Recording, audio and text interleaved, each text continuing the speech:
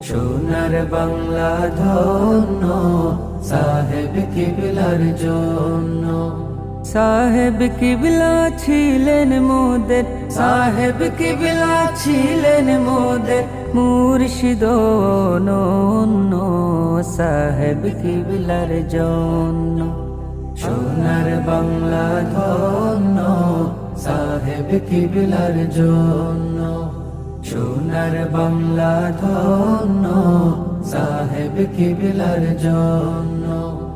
শাহ কামালের বংশ তিনি, শাহ মজিদের ধন। নূর নবীজির সাথে ছিল নিবিড় বন্ধন।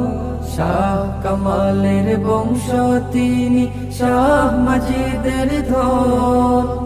নূর নবীজির সাথে ছিল নিবিড় বন্ধন।